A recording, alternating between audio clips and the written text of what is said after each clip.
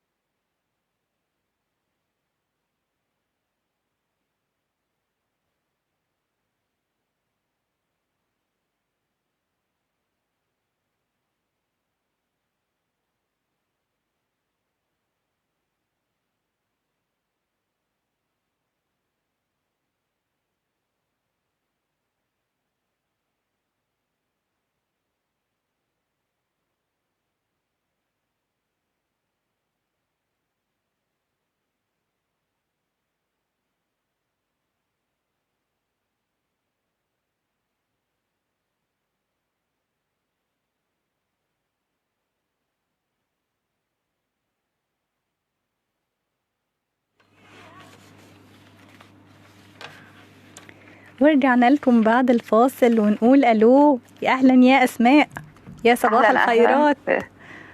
ازيك يا دعاء؟ يا أهلا بيكي معانا في سنة أولى بزنس. اهلا وسهلا بيكي. سعيدة بوجودك معانا جدا. ده انا بصراحه يسعدني قوي ويشرفني ان انا ابقى موجوده معاكي وان انا اتكلم معاكي. بصراحه يعني انت وجودك يسعد اي حد يا دعاء، ربنا يبارك لك. ربنا يسعدك يا احلى اسماء، احلى ست مدرسه زي ما بنقول. طيب اسماء الست المدرسه. ايوه، قبل الفاصل عرفت الناس اديتهم نبذه عنك، بس احبك انت بنفسك تعرفينا مين هي اسماء الست المدرسه. اوكي، أسماء الست المدرسة هي ست عادية جدا، ست مصرية زي أي ست. اتخرجت من كلية تربية قسم إنجليزي لأن بحب الإنجليزي جدا ولأني كنت شاطرة فيه. ببساطة شديدة أنا الأم قوي في نفسي، فكنت حابة إن أنا أركز مع أولادي وفترة اللي هو هم لسه صغيرين، فما اشتغلتش بعد ما اتخرجت على طول. فضلت قاعدة شوية كده في البيت لحد لما ربنا أذن وبدأت إن أنا فعلا أشتغل. لما اشتغلت حسيت إنه أنا شغفي قوي هي حتة التدريس، وإن هو مش مجرد شغلانة، لا دي الحاجة اللي أنا بحبها. بسبب البيت والولاد فبقيت بشتغل شوية وبقعد شوية لحد لما ربنا كرمني وابتديت ان انا بقى ايه اشوف اسماء بقى الحقيقية عايزة ايه. اشتغلت في اكتر من مدرسة على مدار 20 سنة تدريس. اشتغلت في مدارس تجريبي، اشتغلت في مدارس خاصة، اشتغلت في مدارس انترناشونال، وحاليا انا بدي انجلش كورسز فور ذا ماميز وكمان فور كيدز. الله. النقلة بقى احكي لنا سر النقلة ما بين تيتشر بتروح المدرسة وبتيجي كل يوم لحد بقى كيان وعنده أفكار لكورسات وبيقدم كورسات في أكتر من منصة وفي أكتر من مكان، وتيك توكر عنده تيك توك بيعلم الناس حاجات تيبس اند تريكس كتير وحاجات عظيمة ما شاء الله يا أسماء. احكي لنا ايه سر تميز الست المدرسة؟ سر التميز أو سبب النقلة ان انا في لحظة معينة كده حسيت انه انا عندي حاجات كتيرة جدا اقدر اديها بره اطار المدارس، بره اطار ان انا ابقى بشتغل جوه مدرسة، بره اطار ان انا بصحى كل يوم الصبح بروح المدرسة بدرس ال8 حصص بتوعي او بدرس فصلين بس. كان عندي يا دعاء احساس بطاقة جامدة جدا ان انا عايزة ادرس كل الاطفال بتوع العالم. مدرسة بالفطرة؟ مدرسة بالفطرة يعني. مدرسة وأم بالفطرة. هو بصي سبحان الله لما بتحسي يعني هم الشغلانة دي مرتبطة قوي بكون إن الواحدة تبقى أم. إن لما بتبقي يعني هي المدرسة ممكن يكون معاها التكنيكس بتاعت التدريس، بس اللي بيخليها متميزة إن هي تبقى وهي واقفة جوه الكلاس تبقى أم قوي للولاد. دايما بحس ان المدرسة اللي بتفرق مع الولاد هم اللي بيحسوا معاها ان هم ان هي دي مامتهم. أيوة. لما يعني كنت دايما بقول ان معيار نجاحي كمدرسة لما الولاد اللي انا بدرس لهم في الفصل ينسوا ان انا الميس بتاعتهم، وبص الاقي حد فيهم جاي بيقول لي يا ماما، اللي هي بتبقى خرجت منه بمنتهى العفوية كده.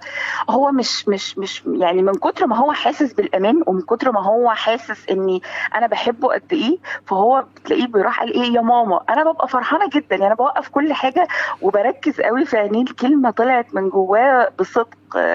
ف دايما يعني المدرس او المدرسه اللي بيفرقوا مع الولاد، اللي بيفرقوا معانا او مع اي حد، لو سالتيه السؤال ده مين المدرس اللي انت فاكره كويس قوي، فهتلاقيه اللي اثر فيه جامد قوي هو اللي حس معاه بامان شديد جدا، اللي كان شايفه مثلا قدوه، حاجه كبيره قوي. دي حقيقه يا اسماء، دي حقيقه قوي.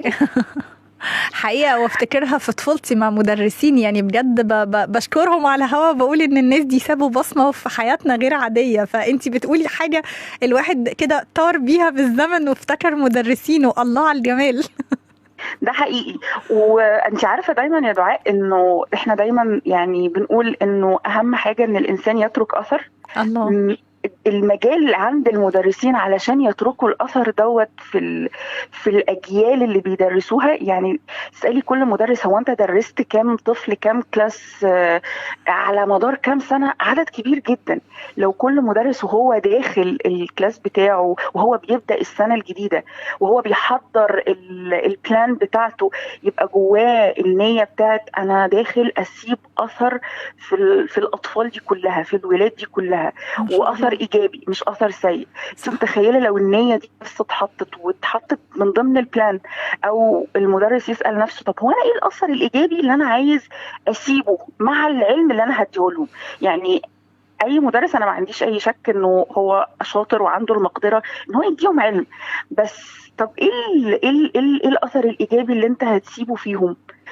فعارفه انت لو كل مدرس حط نيه واحده الاثر واحد ويبقى مركز عليه مع الولاد طول السنه، كل الاجيال دي هتطلع مختلفه قد ايه. صح، احنا مفتقدين ده جدا. يعني انا افتكره في الجيل القديم بتاع التيتشرز بتوعنا، مدرستنا كان عندها الفكر ده قوي، وكان مدرسينا فيهم الشعاع ده ولحد النهارده انا مش ناسي حد منهم، تصدقي في ده؟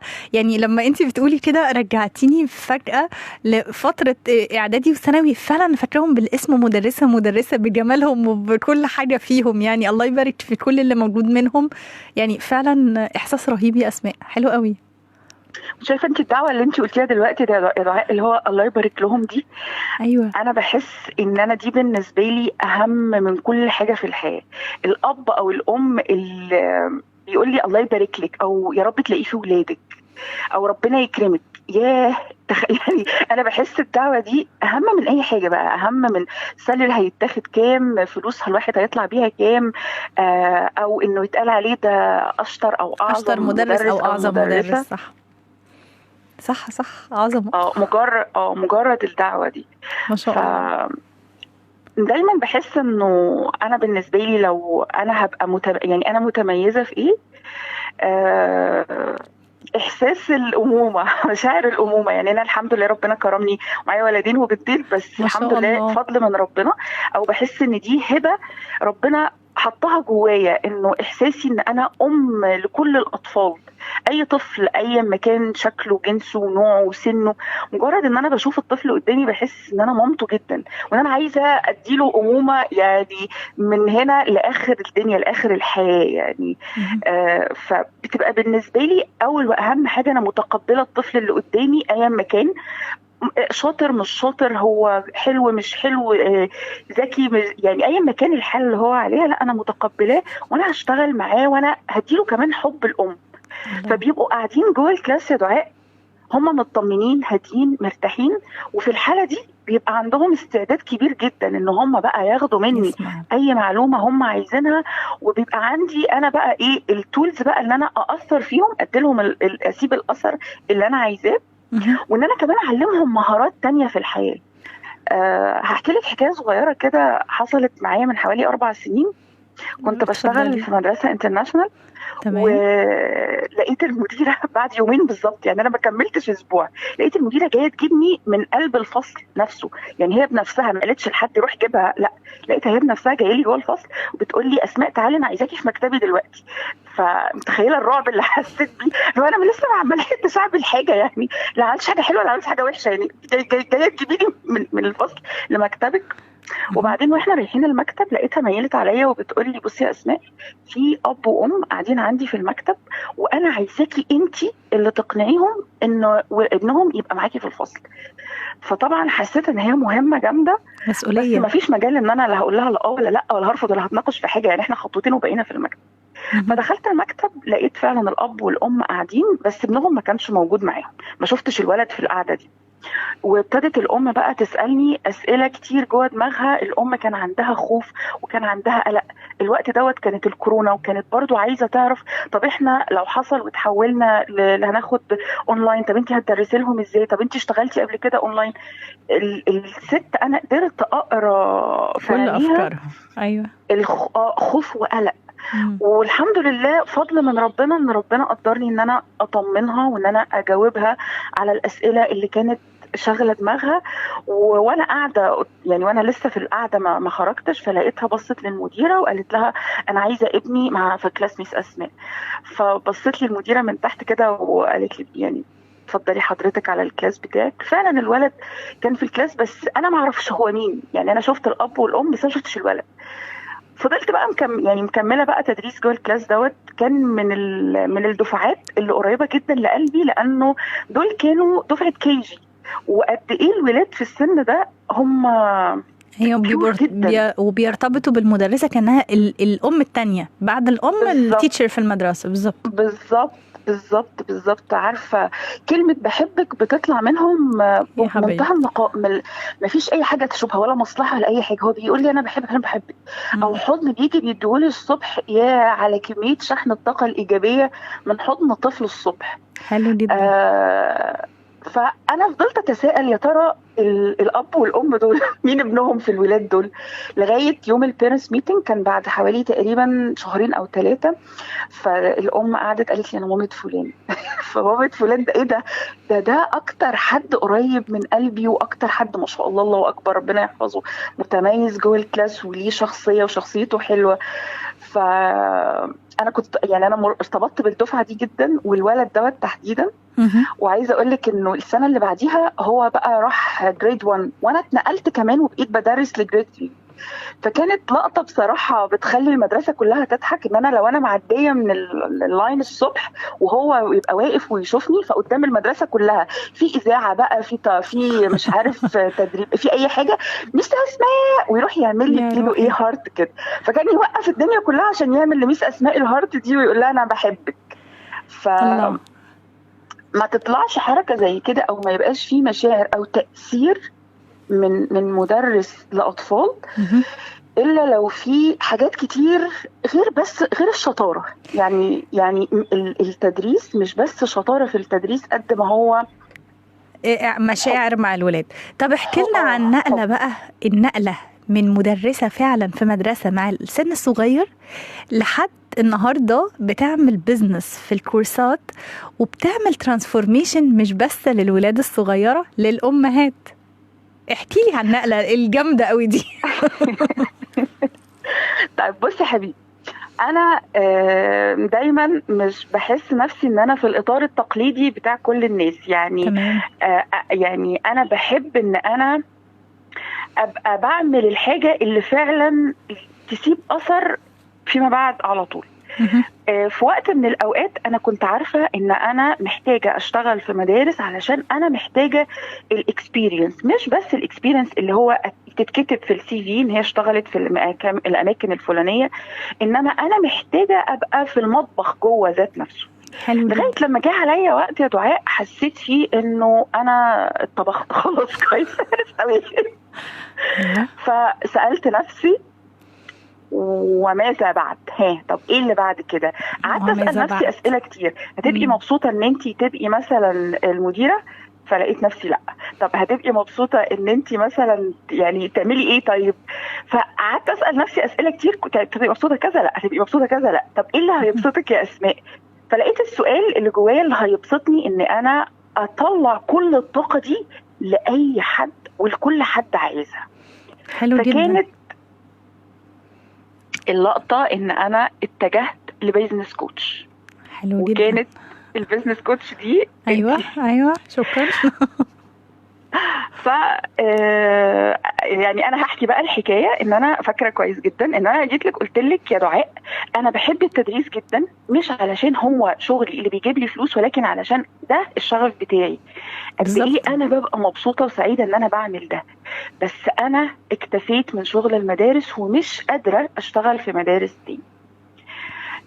التحول الحلو الجميل اللي انا عديت بيه فعلا في خلال التجربه دي، فرق كبير جدا ان انت تبقي ملتزمه كل يوم، بتصحي الصبح وعندك مواعيد وملتزمه بجدول وملتزمه بمنهج معين وملتزمه بطريقه معينه للبراح بقى يا دعاء. للبراح. براح بتحددي مواعيدك بنفسك. ايوه بتحددي مواعيدك بنفسك. انت بتعملي المنهج بتاعك بنفسك. طبعا يعني هو دوت ما جاش من سنتين 3 4، يعني هو اكتر من 20 سنه. انا من سنه 2000 بشتغل في التدريس. وشغل في اكتر من مدرسه مختلفه، مش بس في نوع واحد من المدارس، واكتر من بلد. واكتر من بلد، مصر وبره وجوه. يعني انتي سافرتي كمان كده. بالظبط. فده خلى في بقى الاكسبيرينس اللي هو انا ازاي اقدر اصمم المنهج بتاعي from scratch من ولا حاجه. حلو جدا. بس لو انا هتكلم دلوقتي في حاجه فعلا انا عايزه اقول لك احساس البراح يا دعاء من او الفرق بين التقييد بمواعيد بمدرسه بسيستم بكريكولم لاحساس البراح. انت حرة نفسك، انت مالك رئيسة جمهورية نفسك زي ما بيقولوا. الCEO بتاع الدنيا بتاعتك. بالظبط. لا فرق شاسع. وعايزه اقول لك يعني انا كانت من الحاجات مثلا اللي بعاني فيها ان انا التوفيق ما بين البيت وما بين الشغل في المدارس، لو حد ما يعرفش هو من اكتر الشغلانات المرهقه جدا المتعبه جدا. انا عارفه يعني انك انت انا عارفه اكس مدارس برضو، انا عارفه الاداره في المدارس او التيتشنج او كده سيستم مختلف شويه عن اي شغل تاني، وبيستهلك طاقه جامده جدا صح. وكبيره جدا. فعارفه انت بقى بتروحي اخر اليوم او بتروحي مع اولادك مثلا، انت استنفذتي طاقتك، يعني استنزفت خلاص، وما انت مش قادره مفيش حاجه خلاص يعني. حبيبتي. فكانت بالنسبه لي لقطه ان انا بحدد مواعيدي بنفسي على حسب انا هعمل ايه وامتى. اكتشفت يا دعاء اكتشاف رهيب جدا، اكتشفت ان انا قادره احط لاسماء الوقت بتاعها، تروح بقى تقعد في النادي، تروح الجيم، تروح تتمشى، تروح تخرج مع اصحابها. وانا بشتغل في المدارس لا انسي ما كانش فيه ده. حياتك الاجتماعيه دي. والله احنا يعني في مره في مدرسه من المدارس المديره قالت انسوا حياتكم الاجتماعيه، دي مش موجوده. لا لا لا، ده فطبعا صعب حاجه قوي يا محبطه اسماء، جدا ده يعني. محبط وصعب. طب ده ياخدنا ان احنا نسأل سؤال مهم قوي هنا يا اسماء في الحتة دي تحديدا. ايه اكتر تحدي قبلك ومر عليكي من اول ما بدأتي البيزنس، ان انتي بتدي كورسات غير وانتي طبعا بتشتغلي في المدرسة، وازاي قدرتي تتغلبي على التحدي ده؟ يعني كل حد بيعمل بيزنس بيبقى فيه تحدي كده في الطريقة او في الفكرة او في الافكار او في كل حاجة بتقابله. ايه التحدي الحقيقي اللي قابلك؟ اكبر تحدي كان انك انت فعلا ازاي تتحولي من واحده ملتزمه في مدرسه ملتزمه يعني في اطار انت ماشيه جواه، لواحده انت بتحطي لنفسك انت الاطار، انت اللي بتحطي لنفسك المواعيد، وانت اللي بتحطي ده بالنسبه لي انا يعني هو فعلا ده كان التحدي الكبير قوي في الاول. كنت تقصدي هو شيفت في المايند سيت قصدك؟ يعني تقصدي هنا التغير في التفكير نفسه، ان انا بفكر في مواعيد ماشيه بسيستم مدرسه انا اللي تابعه ليها، غير ان انا اللي بعمل جدولي بنفسي بدنيتي، صح كده؟ مظبوط. هي فعلا هو زي ما انت ما بتقولي كده، هو تغيير المايند سيت من اني انا موظفه عند حد، لان انا اللي بشغل حاجتي بنفسي، لاني انا صاحبه البيزنس نفسه، انا اللي بحط الحدود، انا اللي بحط الاطار. الله. التغيير في المايند سيت ده هو مش سهل، بس هو ينفع يتعمل. الله على الجمال، سعيدة بالكلام جدا. طب لو حد من الناس اللي بتسمعنا النهاردة عايزة تعمل زيك أو عايزة تاخد فكرة بيزنس وتبدأ تبقى تمشي فيها، تقولي لهم يركزوا على إيه ويبعدوا عن إيه يا أسماء؟ يعني لو هتدي نصيحة للناس اللي ناوية تعمل بيزنس سواء في مجالك أو في مجال تاني، إيه الحاجة اللي انت شايفة إن كل حد محتاج يخش البيزنس يركز عليها، وإيه الحاجة اللي يبعد عنها يتجنبها يخلي باله منها من الأول؟ يعني أنا شايفة إن هو أهم حاجة إنه الواحد يروح لحد متخصص في الجزئية بتاعة البيزنس. في ناس كتير يعني عندها خبرة في المجال بتاعها، بس خبرة البيزنس حد مشي خطوات قبل كده، حد عارف هو هيعمل ايه وهيعمله ليه. احنا مثلا بنبقى عندنا خبرة في الجزئية بتاعتنا، احنا نبقى شاطرين ان احنا بنعملها، بس عشان انزل اعمل بيزنس ليه طريقة تانية وليه خطة تانية. فعلشان يعني ما نضيعش وقت كتير او ما نقعدش نسأل اسئلة هو انا ده عملته صح او غلط، انا شايفة ان هو اهم حاجة ان الواحد يروح لحد متخصص يقول له انا بعرف اعمل كذا وكذا وكذا، وانا عايز يبقى واضح بالنسبة له هو عايز يعمل ايه وهو عايز يعمله ليه. ويبدأ يمشي مع حد عنده خبرة في المجال اللي هو هيبدأ يشتغل فيه. الله، حلو الكلام العظيم ده يا أسماء. طيب قولي لنا بقى ايه الجديد بالنسبة للإنجليش والست المدرسة الفترة الجاية؟ عارفة ان انتي كل فترة بتطلعي حاجة جديدة وأفكار كده out of the box ودايما بتقولي للناس بتوعك حاجات مختلفة، فقولي لنا ايه الجديد بالنسبة لك في المجال بتاعك الفترة الجاية؟ اول حاجه لان ليا كتير قوي كوتشز لايف كوتشز اصحابي، فانا في حاجه انا حابه اقدمها just for coaches انجلش علشان يساعد الكوتشز. ما فيش اي كوتش الا لو هيستخدم اكيد الانجليش، سواء speaking او listening reading او writing. فان شاء الله بامر الله النيه ان هيكون في انجليش كورس just for coaches. ده بالنسبه، ده اول حاجه يعني. وفي حاجة كمان للأطفال الصغيرين، لأني دي أنا اشتغلت عليها السنة اللي فاتت، وبفضل من ربنا لاحظت إنه أطفال كتير اتحولوا من إن هم مش بيعرفوا الحروف ولا ينطقوها إزاي ولا بيعرفوا يقروا. فبعد 3-4 شهور من الشغل معاهم الحمد لله لقيت النتيجة كويسة جدا، إن هم عارفين يقروا وعارفين يكتبوا ويتكلموا كويس. فأنا إن شاء الله ناوية أعمل أونلاين كورس للأطفال الصغيرين للتأسيس اللي هو from zero خالص، وإن شاء الله هيكون متسجل على أحد المنصات. وبرده كورس سوبر مامي، لأنه بفضل من ربنا طول السنة اللي فاتت احنا اشتغلنا عليه كويس جدا وكذا راوند ليه، والنتائج بتاعته اللهم بارك نتائج حلوة قوي. فإن شاء الله أنا ناوية إن هو يكون مسجل برضو على أحد المنصات، بحيث إن هو لو أي أم مش هتقدر إن هي تيجي أو تحضر يكون موجود معاها مسجل وتتفرج عليه في أي وقت.